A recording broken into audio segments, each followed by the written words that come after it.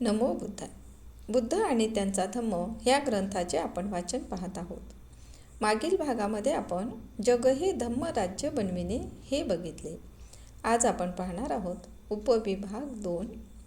धर्म हा तेव्हा सद्धम्म असतो जेव्हा प्रज्ञेला उत्तेजन दिले जाते. 1. धम्माला सद्धम्माचे रूप येण्यासाठी त्याने प्रज्ञेला उत्तेजन दिले पाहिजे. जेव्हा धम्म विद्या सर्वांस मोकळी करतो तेव्हा तो सद्धम्म होय. ज्ञानार्जनाची मुभा सर्वांस मोकळी ठेवता येत नाही असा ब्राह्मणी सिद्धांत होता. या सिद्धांतानुसार ती फक्त थोड्याच लोकांना असली पाहिजे. ब्राह्मण, क्षत्रिय आणि वैश्य या त्रैवर्णिकांनाच ब्राह्मणी सिद्धांताप्रमाणे ज्ञानार्जनाची अनुज्ञा होती आणि त्यापैकीही ती फक्त या त्रिवर्णिकातील पुरुष वर्गालाच होती. स्त्रिया ह्या ब्राह्मण, क्षत्रिय अथवा वैश्य असोत, त्याप्रमाणे शूद्र पुरुष असो अथवा स्त्री असो, त्या सर्वांना ज्ञानार्जनाचाच काय पण साक्षरतेचाही अधिकार नव्हता. ब्राह्मणांच्या ह्या भयंकर सिद्धांताविरुद्ध भगवान बुद्धाने बंड उभारले. ज्ञानमार्ग, मग तो पुरुष असो अथवा स्त्री असो, तो सर्वांना मोकळा असला पाहिजे असे भगवान बुद्ध शिकवित असे. पुष्कळ ब्राह्मणांनी त्याच्या मताला विरोध केला. लोहितच्या ब्राह्मणाबरोबर झालेला त्याचा वादविवाद त्याच्या या मतावर चांगलाच प्रकाश टाकतो.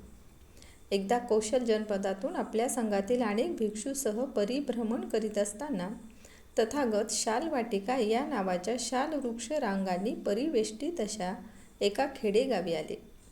यावेळी शालवाटिकेत लोहितच्या नावाचा एक ब्राह्मण राहत असे. ही शालवाटिका चांगली गजबजलेली कुरणे, झाडी आणि धनधान्याने भरलेला प्रदेश होता. हा प्रदेश कौशलचा राजा प्रसेनजित याने त्या ब्राह्मणाला सर्वाधिकारासहित दान केलेला होता. जर एखाद्या श्रमणाने किंवा ब्राह्मणाने ज्ञानार्जन केले तर त्याने ते ज्ञान स्त्री अथवा शूद्रांना देऊ नये असे त्या लोहितच्या ब्राह्मणाचे मत होते. तथागत शालवाटिकेत राहत आहेत हे लोहितच्या ब्राह्मणाला कळले. हे कळल्यावर लोहितच्याने आपला नावी भेसिक यास सांगितले, भेसिका, इकडे ये. ऐक, तो श्रमण जेथे उतरला आहे तेथे जा आणि नाव सांगून त्याला विचार, तुझा आजार आता बरा आहे ना? तुझे प्रकृती स्वास्थ्य ठीक आहे ना? हे कुशल प्रश्न झाल्यावर त्याला सांग, उद्या आपण आपल्या भिक्खू संघासह लोहितच्या ब्राह्मणाकडे भोजनास यावे. तो म्हणाला, ठीक आहे महाराज. लोहितच्या आज्ञेप्रमाणे त्याने तथागताकडे जाऊन सांगितल्याप्रमाणे त्याला आमंत्रण दिले. तथागताने त्या विनंतीला मूक संमती दिली. दुसऱ्या दिवशी सकाळी वस्त्र परिधान करून व आपले भिक्षापात्र हाती घेऊन तथागत आपल्या भिक्खू संघासह शालवाटिकेकडे निघाले.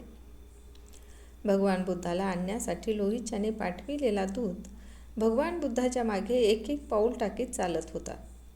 रस्त्यात त्याने तथागताला लोहितच्याचे ते दुष्ट मत म्हणजे श्रमण अथवा ब्राह्मणाने ज्ञान अथवा विद्या स्त्री आणि शूद्रांना शिकवू नये हे सांगितले. तथागताने उत्तर दिले, भिस्सिका, ठीक आहे, ठीक आहे. तथागत ते लोहितच्या ब्राह्मणाच्या निवासस्थानी गेले आणि त्यांच्यासाठी जे स्थान करून ठेवले होते त्या ठिकाणी जाऊन बसले. त्या लोहितच्या ब्राह्मणाने बुद्ध संघ प्रमुखाला आपल्या हाताने गोड, कठीण आणि महू प्रकारचे अन्न तो नको नको म्हणेपर्यंत वाढले. तथागताचे भोजन संपल्यानंतर त्यांनी आपले भिक्षापात्राने हात धुतले. नंतर लोहितच्याने एक ठेंगणे आसन आणून तो तथागताच्या बाजूला त्या आसनावर बसला. लोहितच्या अशा रीतीने बसल्यावर तथागताने विचारले, लोक म्हणतात की श्रमण अथवा ब्राह्मणाने ज्ञान अथवा विद्या स्त्री अथवा शूद्रांना शिकवू नये असे तुझे मत आहे. ही गोष्ट खरी आहे काय? लोहितच्या म्हणाला, होय गौतमा, माझे मत तसेच आहे. लोहितच्या, तुला काय वाटते? तू शालवाटिकेत नांदत आहेस, नाही का? होय गौतमा, मी शालवाटिकेत नांदत आहे. लोहितच्या, मग कल्पना कर की जर कोणी असे बोलला, या शालवाटिकेत लोहितच्या ब्राह्मणाचे राज्य आहे, त्याला एकट्यालाच या शालवाटिकेचे उत्पन्न आणि त्यात उत्पन्न होणारा माल याचा उपभोग घेऊ द्या, दुसऱ्या कोणालाही काही देऊ नका. असे बोलणाराला, तुझ्यावर अवलंबून असणाऱ्यांना तो संकटात टाकणारा आहे असे तू म्हणशील की नाही? अर्थात गौतमा, मी त्याला संकट निर्माता समजेल. अशा संकट निर्मात्याला तू त्यांचा हितकर्ता मानशील काय? लोहितच्याने उत्तर दिले, अर्थात नाही गौतमा, मी त्याला त्यांचा हितकर्ता मानणार नाही. अशा रीतीने त्यांच्या हिताची पर्वा न करणाऱ्या माणसाचे अंतःकरण प्रेमभावयुक्त आहे की वैरभावयुक्त आहे असे तू म्हणशील? गौतमा, मी ते वैरभावयुक्त आहे असे मानेन. पण ज्यामुळे माणसाचे अंतःकरण वैरभावयुक्त होते तो सिद्धांत तू चांगला का वाईट म्हणशील? गौतमा, मी तो सिद्धांत वाईट आहे असेच मानेन. मग लोहितच, मला सांग, कौशलचा प्रसेनजित राजा काशी आणि कौशल प्रांताचा अधिपती नाही काय? होय गौतमा, तो कौशल आणि काशीचा अधिपती आहे.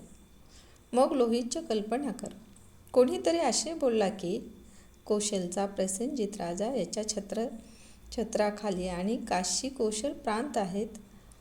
त्याला एकट्यालाच त्या काशी कौशलाचे उत्पन्न आणि तेथे उत्पन्न होणारा माल यांचा उपभोग घेऊ द्या, दुसऱ्या कोणाला काही देऊ नका.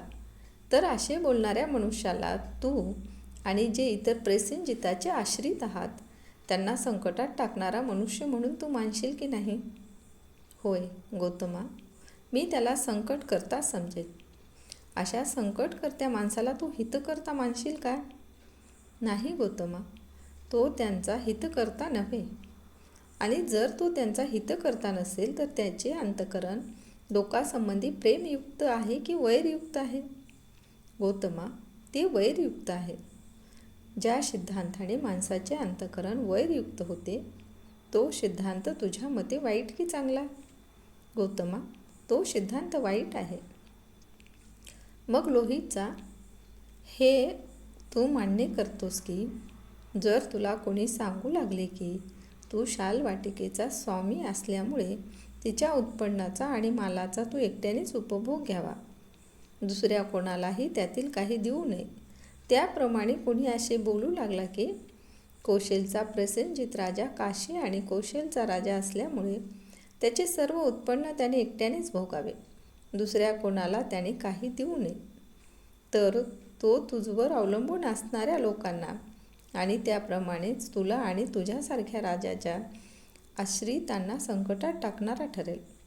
असे जे दुसऱ्यांना संकटात टाकतात त्यांच्या ठिकाणी प्रेम भावनेचा अभाव आणि वैरभावाचा प्रभाव दिसतो आणि अंतःकरणात वैरभावाचा प्रादुर्भाव करणारा सिद्धांत हा गैर आहे.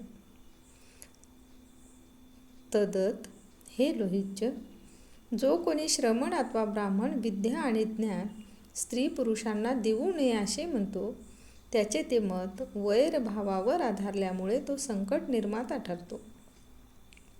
अशा प्रकारे जो कोणी स्त्री शूद्रांना ज्ञान आणि विद्या देऊ नये असे म्हणतो तो दुसऱ्याच्या मार्गात अडचणी उभ्या करतो, तो त्यांचा हितचिंतक ठरत नाही. अशा प्रकारे जो मनुष्य दुसऱ्यांचे हित चिंतित नाही तो त्यांचा शत्रू ठरतो आणि जो सिद्धांत एकाला दुसऱ्याचा शत्रू बनवितो तो सिद्धांत गैर आहे. या पुढील माहिती आपण पुढील भागात पाहणार आहोत. धन्यवाद.